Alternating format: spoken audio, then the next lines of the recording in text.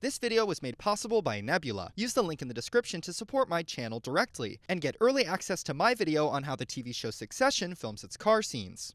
Tom Wambsgans. My name is Walter Hartwell White. I must know your name. My name? When you meet someone new, your name is the first thing you tell them. It's on your birth certificate, your tombstone, and on every email in between. To forget your name is to lose your sense of self, a dilemma that completely breaks SpongeBob's brain. So it's no surprise that character names in movie and TV, names not just given but chosen by screenwriters, play a vital role in storytelling. It's not always easy analyzing something like names, but as the saying goes, you can't make a Tomlet without breaking some Gregs. Looking at naming choices can reveal hidden meanings, like how Neo in The Matrix comes from the Greek root meaning new, and is also an anagram of the word one, hinting at Mr. Anderson's future role as a prophet. But names are more than just clever wordplay or foreshadowing. The weight of names, including the way they're used, how they sound, and even how they change, defines some of the most iconic stories in film and television. To really know a character, you have to know what they're called. My character, and the clue to who my character is contained within his name as well. The importance of naming and storytelling goes as far back as the 1996 movie Romeo and Juliet. In the movie's most famous scene, Juliet professes, "What's in a name? That which we call a rose by any other word would smell as sweet." Juliet made this claim to protest the violent feud between her family, the Capulets, and her lover Romeo's family, the Montagues. To her, the family feud is senseless, based solely on the arbitrary distinction of a last name. And she's definitely onto something. The opening line of the movie describes the families as alike in dignity. So right from the start, the families are similar, regardless of the name difference, and Romeo takes no issue with ditching his name for her. And I'm Romeo? And a Montague?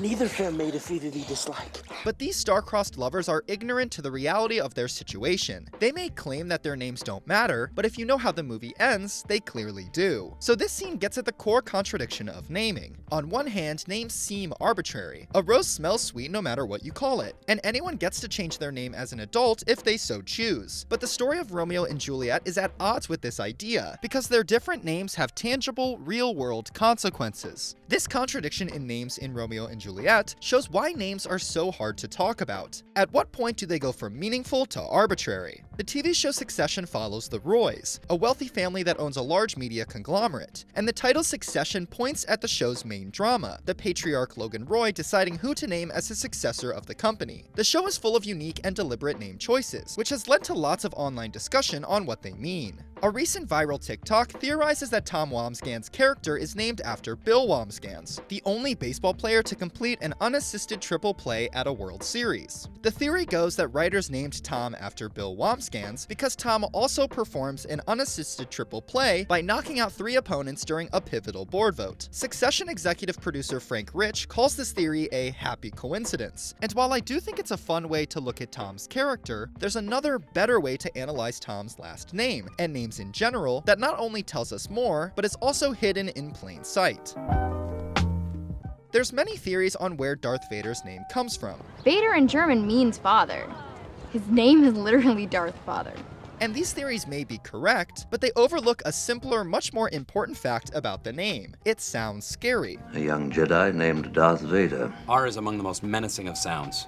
That's why they call it murder and not muckduck. When we analyze names, it's easy to forget that, like lighting, camera work, or editing, a technical explanation doesn't fully capture the visceral feeling of the creative choice. When we hear a name, we don't necessarily know some Easter egg translation of the name, or its association with some other person, yet we do feel how that name sounds. The B sounds in the name Bilbo Baggins indicates a bubbly, gentle character, which makes it all the more startling when we see the corrupting effect of the ring. So with this framing, how does the name Wambsgans sound? Mr. Wambsgans, I hope I'm saying that correctly. It's just a weird, hard to say, hard to sit in the mouth sort of name. It's sort of strange and not quite right. He's a sort of interloper in that family, and a family called Roy. Maybe some people watching Succession did know about the baseball player Bill Wambsgans, and maybe a writer did sneak that reference into the name. But the sound of his last name matters more, because listeners feel and internalize the difference between the dynastic and simple Roy, and the chunky, hard to pronounce, and forgettable Wambsgans. Tom? Last name? Last name, weird, I don't think I ever got his last But Tom's last name isn't just a subtle nod. The character himself demonstrates a clear understanding of the importance, or the lack of importance, of his name. In one brief moment, Tom asks Shiv how they should combine or change their last names once married. Did you think again about whether we want to go Wambsgans or Roy Wambsgans? Or, as I said, I'd be willing to just drop traditional and go Tom Roy. Even on the way to their wedding, Tom and Shiv haven't come to an agreement on where Tom fits in the Roy lineage, and Tom is willing to drop his name completely and switch to Roy. This proposition reflects Tom's strange relationship with the family. Marrying Shiv is not just for love, but also a power grab, a way to cement his place in the dynasty. This moment in Succession reveals another truth about naming. You can learn a lot about a character by how they try, and often fail, to change their name. Say my name. Heisenberg. You're goddamn right. Everybody has a name on their birth certificate, but that's rarely the full story. To prove my point, what is this guy's name? The answer depends on who you ask. His name is Walter White, but he's also Walt, Mr. White, Dad, WW, and even Heisenberg, the alter ego name he invents for himself. Each of these names represents a different side of the show's protagonist, whether it's as father, husband, business partner, or drug kingpin. In the show, Walt's ever-changing name reflects his complicated and ever-changing relationship with Jesse. It's funny that even as they break the law and cook meth together, Jesse still refers to him like he did in high school. Cheddar, Mr. White, fat stacks, dead presidents, cash money. But the relationship occasionally shifts. In a change of tone, Jesse breaks his comedic streak and changes names to show his newfound power over Walter White. You need me more than I need you, Walt. In a handful of scenes, Walter even pretends to be Jesse's dad, confirming that their relationship isn't just personal or teacher-student, but also father-son. And as Walt adopts a more paternal role in Jesse's life, he grows distant from his actual son Walter Jr., most clearly shown, as expected, in changing his name from Walter Jr. to Flynn, erasing his dad from his name. Flynn?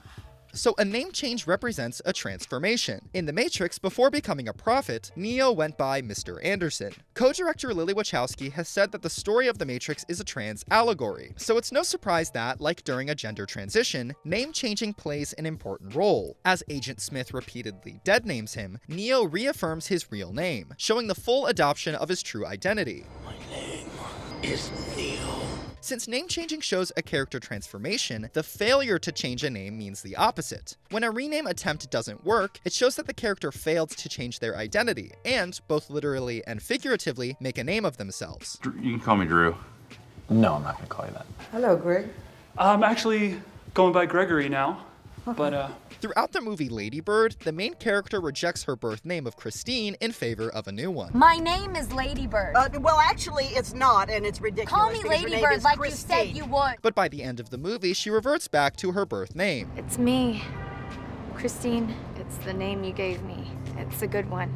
So the initial insistence on the name Lady Bird instead of her birth name reflects the transition period Christine is stuck in, struggling to make sense of her Sacramento upbringing. Ditching the name Lady Bird at college shows that the character has grown grateful for and even embraces where she came from. So it makes sense that in Succession, the two characters just outside of the Roy orbit, Tom Wambsgans and Gregory Hirsch, repeatedly struggle with their names and with name changing. In Greg's introduction, Logan gets his name wrong, showing just how far Greg has to go. Cousin Craig. It's Greg. No? Greg! Hey, Gregory! At first glance, the issues these characters have with their names may just seem like clever symbolism, but names mean much more than that. In fact, they get you in the building. Good to bear in mind that you're only here because your name matches the one card on the building.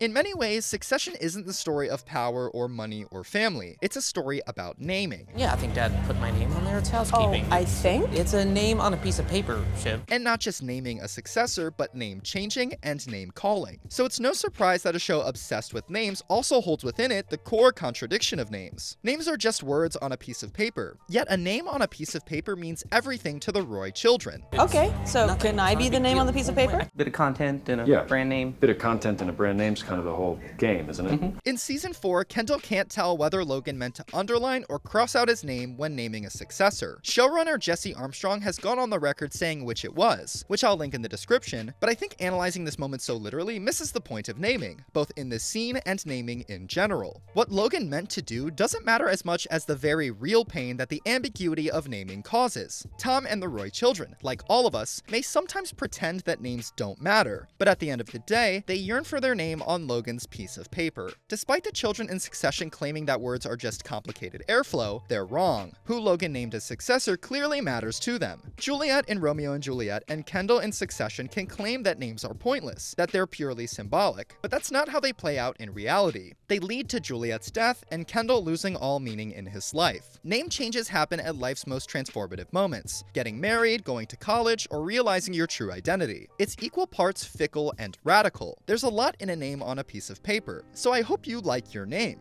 because it sure does matter. And if you didn't think so before, I hope that now you see it. Thank you for the chicken.